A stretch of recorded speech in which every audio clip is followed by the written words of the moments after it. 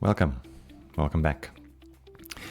So now we have had the first race of this new season of Formula One, and it was eventful, let's put it that way. There were a lot of, I actually, to be honest, I really enjoyed it. I enjoyed especially the first half, not half, maybe the first third of the race. It was really exciting, and yes, then when the field sort of spread out, maybe it was not so exciting anymore, but still there are a lot of takeaways, I believe, from this race, and there are a lot of things to discuss.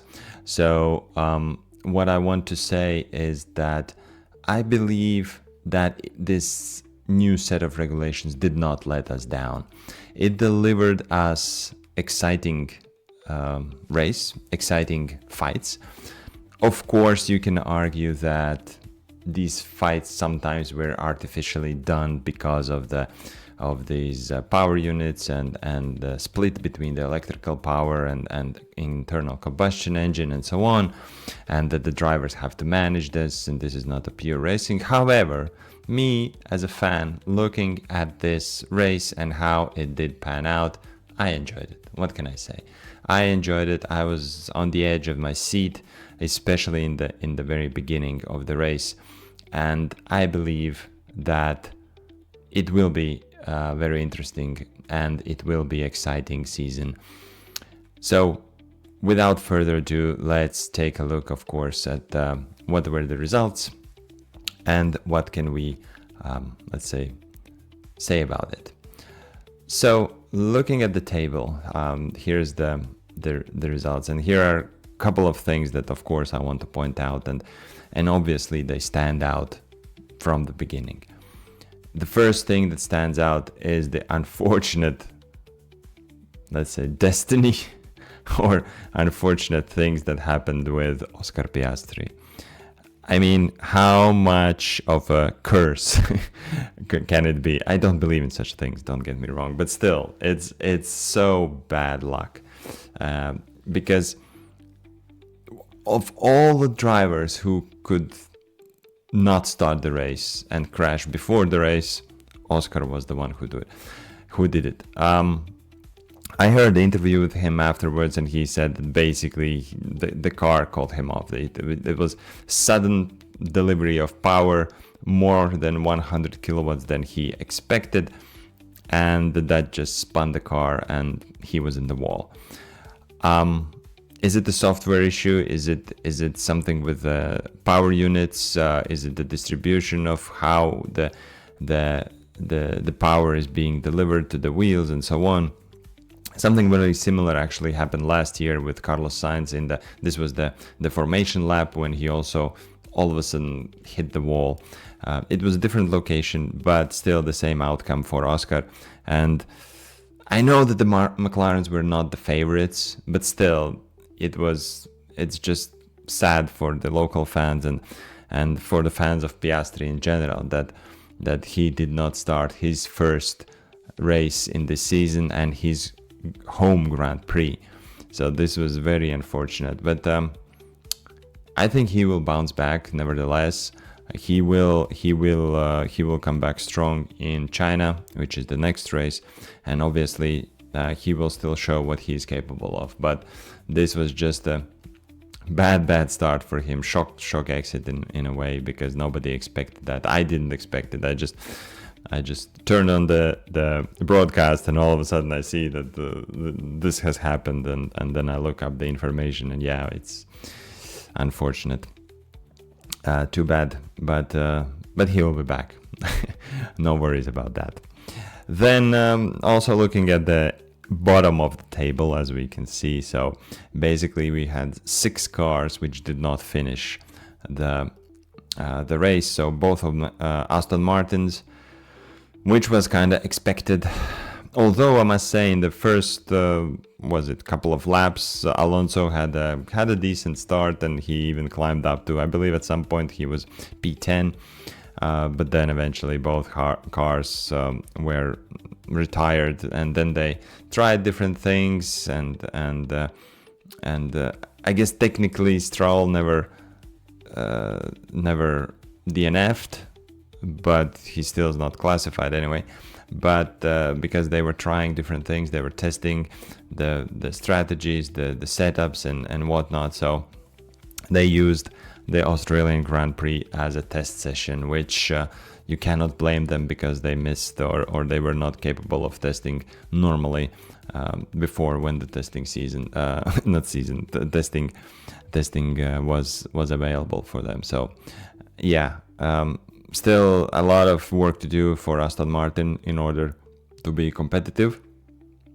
But at least they are trying and doing something, and it seems that they have not given up, and it would be stupid for them to give up because it's just the beginning of the season, of course. Then Isaac Hadjar, again, also unfortunate for him. He had I guess power unit failure, or it was he had a decent race. He didn't have a spectacular race. He lost some places in the start, but then his car let him down, and unfortunately he had to retire. And that's it for him. Not the great start, but I think he has speed. He showed that in the qualifying, so he had a good start with Red Bull. Unfortunately, the car failed him. Hulkenberg's car also failed him in the very beginning. As I heard, the team principal said that they lost all telemetry. They don't know what happened. Just no information, no signal. Like everything sort of shut down in the telemetry, so they couldn't do the race, and they had to retire. So they did not start even the race. So those were the 6 not qualified cars, and for different reasons. Then if we look, I will not discuss each and every driver here, but if we look at the table here, the one thing that of course stands out are the gaps. And as you see, Carlos Sainz and Franco Colapinto, they're more than 2 laps behind. Cadillac is 3 laps behind. And then from P13 to P7, all of those guys, they are 1 lap behind. So this just shows you, I mean, the pace of what actually the leading teams has. And it's huge, I believe. It like everybody starting from P7, so basically everybody starting from Behrman had to give up a lap, right? So they were overtaken by lap. So it's just and even if we look at Max and Lando, who is respectively P6 and P5, also 51 and 54 seconds behind George Russell and Mercedes. So it's a huge gap, and this is something that stands out if we look at the end result, that the cars or the teams, they are very far behind from each other. I mean, the top 2 teams at the moment who seems to be relatively close on pace, those are Mercedes and Ferrari, but the rest of the field is behind. This is what it looks like. We'll see in a couple of more races, of course, but at the moment those 2 teams are in the fight, I believe, for the championship or for the lead and so on. The rest of the teams, they are falling behind, or they are behind, and they need to do a lot of catch up. Of course, we don't know about Max and Red Bull because Max started P20, and I said that we're gonna have an exciting race from Max, and we did. From P20 he managed to finish in P6. Although I must say, when he caught Norris, he was not able to surpass him or overtake him, but nevertheless he had a good fight to get from P20 to P6. So the Red Bull car is relatively quick, I must say. Let's see in the next races when hopefully he will qualify higher up, and then we'll see what the true pace of him is. But at the moment, the car looks good. Yes, they had one retirement. As I said before, Hajar had to retire. But other than that, both Racing Bulls look competitive, and Lindblad especially good. He even got his first 2 points in the race in his first ever Formula One race. He scored 2 points, so I believe he can be very happy with that, and Racing Bulls can be happy. And Racing Bulls, they looked good actually. They looked good, and even in the beginning, Lindblad had a good start. He was fighting up there, I believe at some point even P3 or something, or even P2, I don't remember now, but he was up there, and yes, later the pace a little bit dropped, but overall I believe he can be very happy and proud of what he achieved during the race. And of course then looking at top 5 basically, because we discussed Verstappen, Lando had let's say a very, what's the word, bland, I don't know, race. It was just, it seemed that he was ahead of the, let's say, the midfield teams, but he was nowhere close to Ferrari and Mercedes. So he didn't had the opportunity to fight even, let's say, and the only fight he had was with Max in the end, when Max was closing up and catching him, but that also never turned into real fight. They were there kind of finishing the race, and that's it. Nothing else they could do, and they are on the back foot, and at the moment they do not they do not look like championship contenders at all. So they seem to be third or fourth fastest team together. So Red Bull and McLaren, it's hard to tell because both of them had only basically one driver at the end for the race. So it's hard to tell where they are, and how the pace between those two teams are, and we'll see in the next races, of course. So now we've come to the top 2 teams, meaning Ferrari and Mercedes. And I must say that Ferrari is superior on race starts. This just showed the same as it was in the testing, when they have a great start.